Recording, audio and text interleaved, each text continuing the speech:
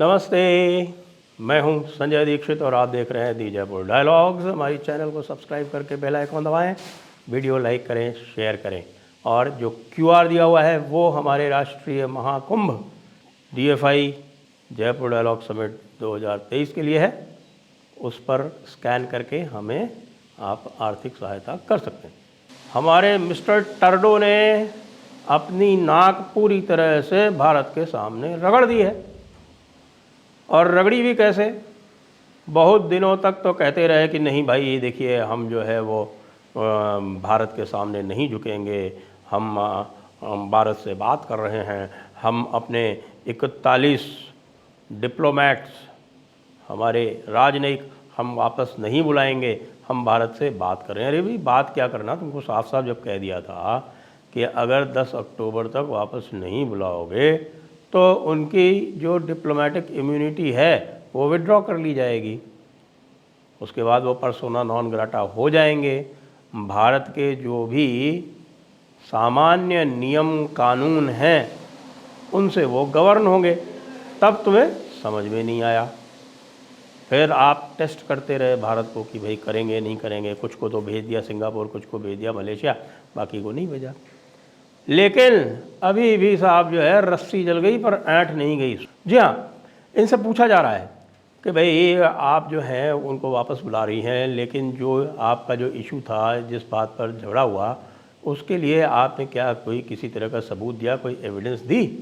तो उसका उत्तर क्या देती हैं? वी हैव हैड कॉन्वर्सेशंस, हमने उनके साथ बहुत सारा वार्तालाप किया है और हमने जो है उनके साथ मीटिंग बहुत सारी की हैं और उसके बाद ही यहाँ पर घोषणा की थी हमारे प्राइम मिनिस्टर साहब टर्डो जी ने। अरे भाई, वो पूछ रही वापस, उसने पूछा कि साहब हम ये पूछ रहे हैं कि आपने कुछ एविडेंस दी या नहीं दी? नहीं, देखिए हमने उनसे बात की थी और ये क्रेडिबल एलिगेशंस हैं। अरे भाई, फिर पूछा कि भाई ये क्रेडिबल एलिगेशन तो ठीक है, एविडेंस क्या है, दी कि नहीं दी? कोई एविडेंस हो तब ना देंगी देवी जी। वो तो पूरी तरह से अपने डोमेस्टिक खालिस्तानी कॉन्स्टिट्यूएंसी के एजेंडे पर बोल रही हैं और उसी पर उनके जो प्राइम मिनिस्टर हैं मिस्टर टर्डो जी, वो बोलते हैं। आजकल वहाँ कंजर्वेटिव है एक पुआलेव्र, पियर पुआलेव्र, वो बड़ा तगड़ा मामला है, वो सब इनकी अच्छी खासी धुलाई कर रहा है और वही प्रश्न पूछ रहा है। सीधे सीधे जो प्रश्न होते हैं, जो स्पष्ट प्रश्न होते हैं, उनको पूछा जाता है। वो जिसको हम कहते हैं रूढ़ियाँ, वो नहीं है जो डॉगमा है, लिबरल डॉगमा, ना ना, वो नहीं। सीधा प्रश्न, सीधी बात, उस सीधी बात का कोई उत्तर नहीं है। क्यों? भारत ने उसका उत्तर सीधा सीधा दे दिया। बाद में भारत ने ये दे दिया कि भाई देखो, ये जितने भी लोग थे ना यहाँ पर जो बैठे हुए थे एक्स्ट्रा, हमारे वहाँ 21 लोग हैं, तुमने यहाँ 62 क्यों लगा रखे हैं? ये 41 एक्स्ट्रा क्यों लगा रखे हैं? इतनी सारी कॉन्सुलेट क्यों खोल रखी हैं? मैं बताता हूँ क्यों खोल रखी है। उनको भारत से पैसा चाहिए, उनको भारत से बिजनेस चाहिए, उनको भारत से स्टूडेंट्स चाहिए, उनको बहुत सारे स्टूडेंट वीज़ा देने हैं, उनको बहुत सारे जो है वो इमिग्रेंट्स लेने हैं। क्यों इमिग्रेंट्स लेने हैं? क्योंकि उनके यहाँ जो है उनकी जो सुविधा भोगी भौतिकवादी जो जीवन पद्धति है उसमें उनको बहुत सारे गुलाम चाहिए होते हैं नौकरी करने के लिए, वो चाहिए उनको। अब क्या करेंगे?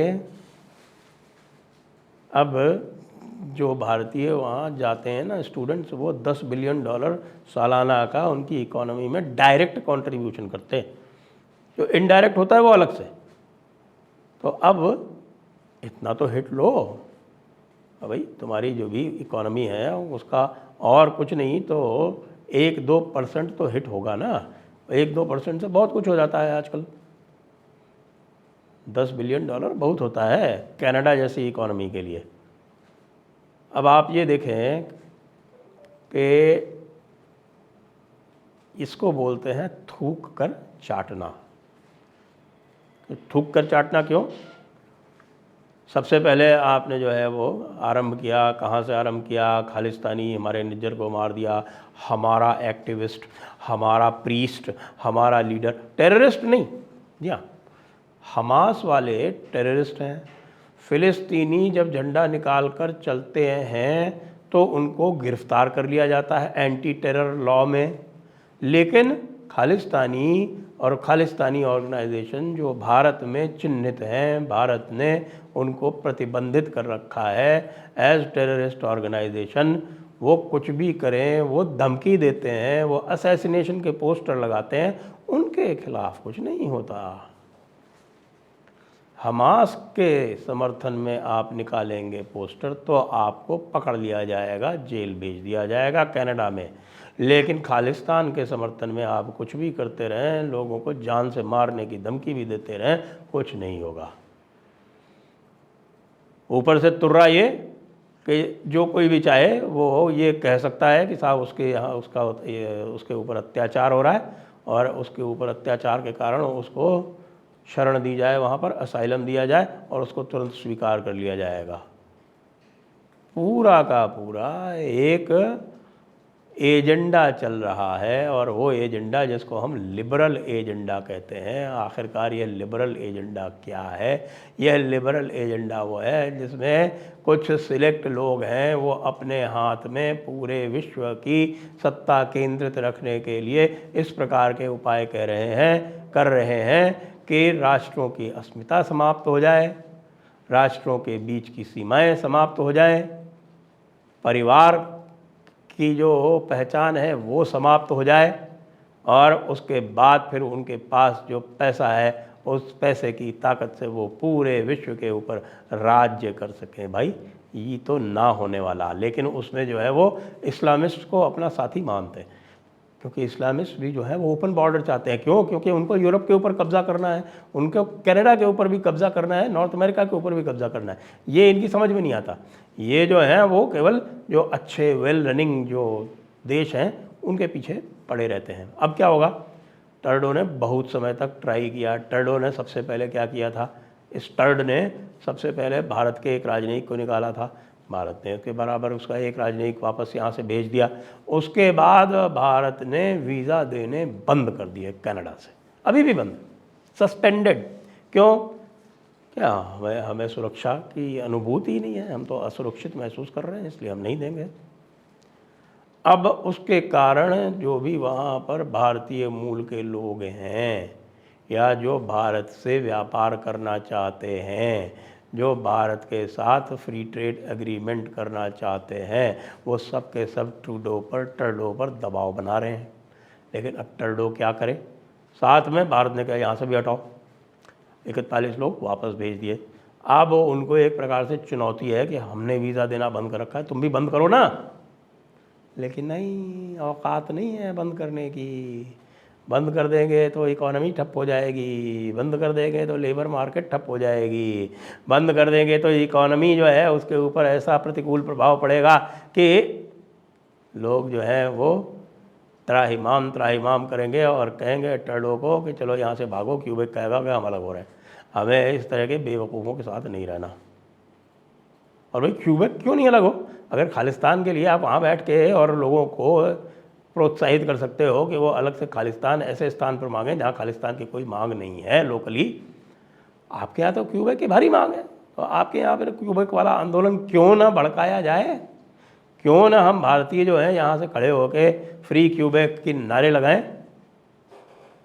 अब कनाडा के साथ तो कोई विशेष हमारे स्पोर्टिंग एक्सचेंज भी नहीं है, कनाडा की तो कोई क्रिकेट टीम भी नहीं है, कोई ऐसी हॉकी टीम भी नहीं है जो ऊपर जाके कहीं भारत से खेले। तो इसलिए जिस दिन होगा उस दिन निश्चित रूप से हम यहाँ फ्री क्यूबेक के नारे लगवाएंगे सामने। और हो सकता है कि जो कनाडा का दूतावास है उसके सामने लोग आएँ और कहें फ्री क्यूबेक के नारे लगाए जाए।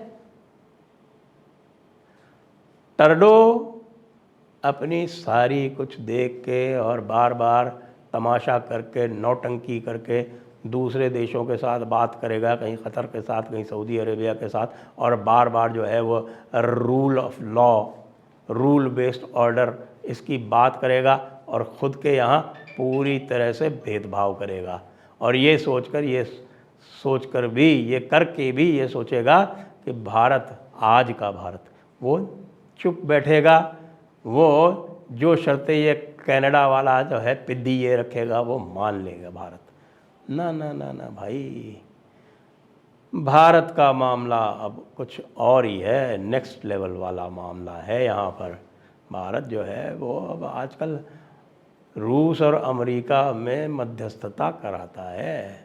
भारत का मामला अलग लेवल का हो गया है, कुछ इस तरह ही अलग है।